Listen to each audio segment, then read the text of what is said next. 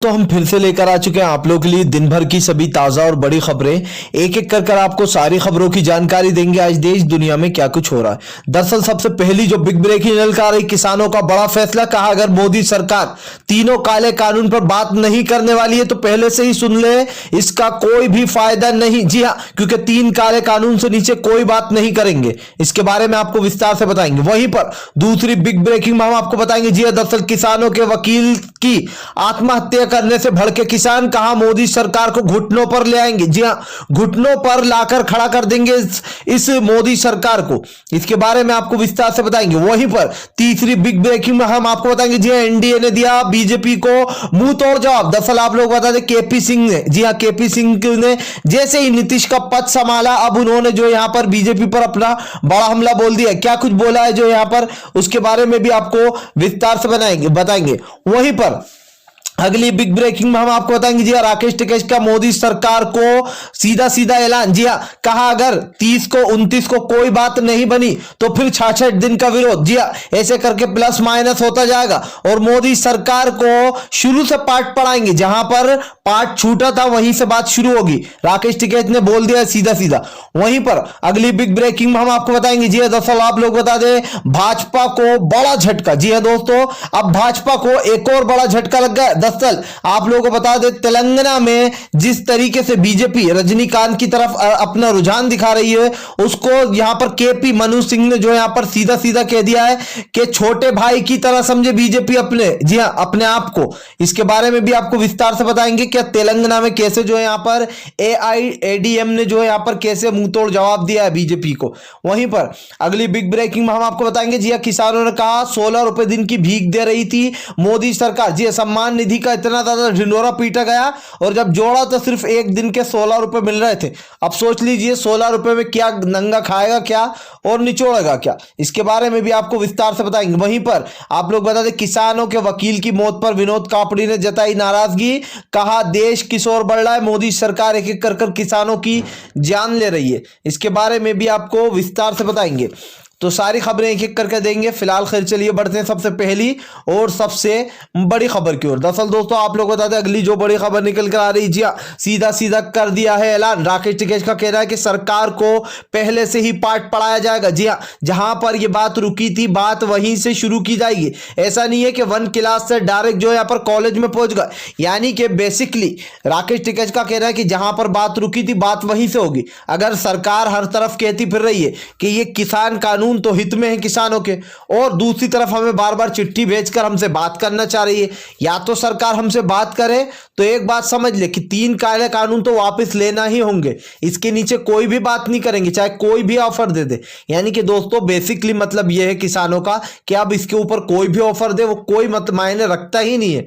सीधी 3 काले कानून और एमएसपी का एक्ट बनाए, इन दो चीजों के बिना कोई भी बात नहीं होगी। भले ही कहीं मिलने जाना किसान, लेकिन राकेश टिकैत ने अभी हाल ही में आज बयान दिया है कि 3 काले कानून बिना कोई बात नहीं होगी। चाहे इसके लिए डबल सत्र बुलाए सदन में, वापिस इस बिल को लिया जाए, ये सरकार के ऊपर है, लेकिन इसको तीनों कानून को हटाए बिना हम यहां से वापिस नहीं जाएंगे।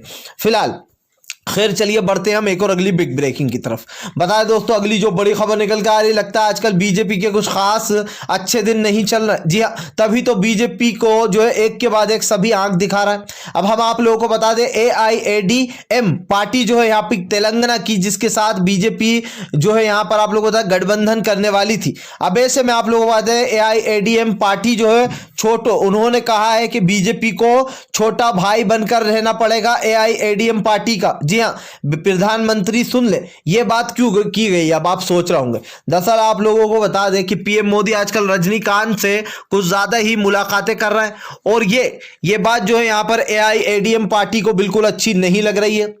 उनका कहना है कि अगर यहां पर आप लोग बता दें, अगर यहां पर आती भी है पार्टी, ये केपी मनु सिंह ने कहा कि अगर पार्टी आती भी है तो यहां पर उनको पूरी बातों का पालन करना होगा हमारा। जी हाँ, और आप लोग बता दें उन्होंने ये भी कह दिया है कि पालन के साथ साथ जो यहाँ पर जितनी भी जो भी है बात अभी कर ले और सोच ले कि हमें हमारे को बड़ा भाई समझकर चलना होगा बीजेपी को, यानी कि पूरा कब्जा जो होगा वो AIADM का होगा, बीजेपी ये समझ ले।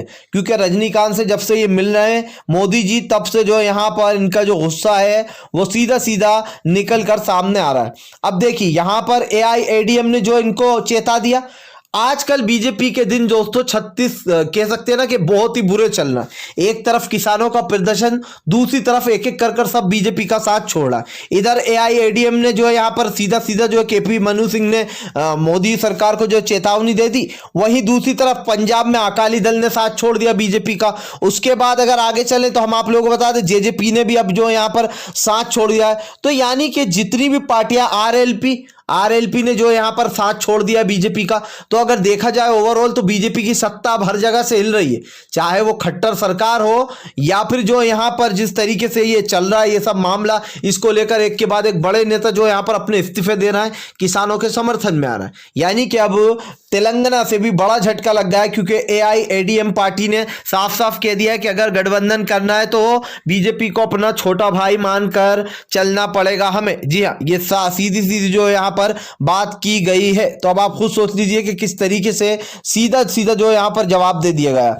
फिलहाल खैर चलिए हम बढ़ते हैं और अगली बिग ब्रेकिंग की तरफ। बता दें आप लोगों को अगली जो बड़ी खबर निकल कर आ रही। जी हाँ, दरअसल किसानों के वकील के आत्महत्या से बोहराए किसान। जी हाँ, किसानों ने दे डाली मोदी को चेतावनी, कहा जितनी भी जाने जा रही उन सबका जिम्मेदार मोदी है। दरअसल दोस्तों आप लोगों को बता दें विनोद कापड़ी साहब ने एक पोस्ट शेयर करते हुए लिखा कि देखिए आज किस तरीके से इंसानियत मर रही है। क्योंकि दोस्तों जिस तरीके से किसानों के वो वकील थे जिन्होंने जान दी है, उन्होंने अपने आप को ही खत्म कर दिया। उनका कहना था आज देखकर बहुत अफसोस हो रहा है, दुख हो रहा है कि मैं किसानों के लिए कुछ कर नहीं पा रहा हूं। ये सरकार एक तानाशाह सरकार बन चुकी है। जिन लोगों ने वोट दिया था वो बीजेपी की सरकार को, आज वो बेचारे रोडों पर बैठे हुए हैं। इसीलिए मैं इस चीज को सहन नहीं कर पा रहा हूं, मैं इन चीजों को नहीं देख पा रहा हूं। दोस्तों अब तक की ये चौथी आत्महत्या है। इससे पहले एक 22 साल के लड़के ने लेटर लिखकर किया था कि ये सरकार पीछे हटती हुई नहीं दिखाई दे रही है और मैं जो है ऐसा कर रहा हूं। इससे पहले एक और बुजुर्ग ने अपनी जान दे दी थी, गुरु साहब ने, उनके भक्तों को भी काफी गुस्सा आया था। तो देखिए आप कि आज कोई कोई से इंसान का दिल इतना ज्यादा मतलब कमजोर होता है कि वो इन चीजों को देखकर झेल ही नहीं पाता, और इसीलिए जो किसानों के वकील ने अपनी ही जान दे दी। अब आप खुद सोच लीजिए कि बीजेपी की सरकार एक तानाशाह सरकार है, क्या इसको देश में रहने का हक है? क्योंकि जिस हिसाब से लोग अपनी जान दे रहे हैं, मुझे नहीं लगता कि ऐसी सरकार को इस देश में रहना चाहिए। दोस्तों अगर कानून अपनी जिम्मेदारी सही से निभाए तो अभी पीएम मोदी जेल की सलाखों के पीछे हो। पीएम मोदी के साथ साथ हर बीजेपी का वो बड़ा नाम जिसके पीछे कई कई केस छुपे हुए हैं। जी हाँ, हर एक बीजेपी के इंसान के पीछे न जाने कितने कितने केस छुपे हुए हैं, लेकिन उन केसों को दबा दिया जाता है। अगर मैं अभी आपको गिनवाने बैठ गया तो इन बीजेपी वालों की सारों की जो कुंडली है वो यही निकाल कर रख दूंगा मैं। रागनी तिवारी, इसको निकाल के ले लो। प्रज्ञा ठाकुर, इसके ऊपर केस चल रहा है। यहां तक कि सीएम योगी, उसके ऊपर केस है। गृह मंत्री अमित शाह, जिनको तड़ी पार भी बोला जाता है, उनके ऊपर भी हत्या और दंगे का केस चल रहा है। यहां तक कि पीएम मोदी के ऊपर भी केस चल रहा है। अब आप सोचिए जितने भी बीजेपी के लोग हैं उन सब के ऊपर केस चल रहा है। अगर इनका एक तरीके से निकाला जाए तो ये पार्टी कम क्रिमिनल ज्यादा लग रही है ये पार्टी, क्योंकि सारे क्रिमिनल भरे पड़े। फिलहाल खैर चलिए हम बढ़ते हैं और अगली बिग ब्रेकिंग की तरफ। बता दें आप लोगों को अगली जो बड़ी खबर निकल कर आ रही है, राकेश टिकैत का मोदी सरकार पर बड़ा हमला। कहा बीजेपी अब अपनी उल्टी गिनती गिनना शुरू कर दे। जी हाँ, प्लस और माइनस साथ में होगा। जहां पर पाठ छोड़ा था वहीं पर से तो पढ़ाएंगे ही, लेकिन मोदी सरकार एक बात समझ ले कि 3 काले कानून बिना कोई बात नहीं करेंगे। भले ही 29 तारीख हमसे मिलने को मांग ली गई है। दरअसल जब राकेश टिकैत साहब से कहा कि सरकार तो बार बार कह रही है कि भाई ये कानून किसानों के लिए बिल्कुल सही है। दोस्तों कल केजरीवाल बरसे ऐसी चीज पर। कल केजरीवाल दिल्ली पहुंचे, उन्होंने किसानों के बीच में जाके कहा कि अगर मोदी सरकार में दम है, अगर मोदी सरकार में दम है तो वो एक लाइव डिबेट कर ले यहां पर आके। कौन सही है, किसको कानून समझ में नहीं आ रहा, सब पता चल जाएगा। किसानों को समझ में नहीं आ रहा या फिर सरकार को समझ में नहीं आ रहा या फिर सरकार किसानों को बेवकूफ बनाने की कोशिश कर रही। क्योंकि दोस्तों कोई भी काला कानून लाया जाता है तो इनका एक तकिया कलाम आप लोगों ने हमेशा सुना होगा कि लोग सही से ये कानून समझ नहीं पा रहे हैं, किसानों को ये कानून सही से समझ में नहीं आ रहा है, ये उनके हित में।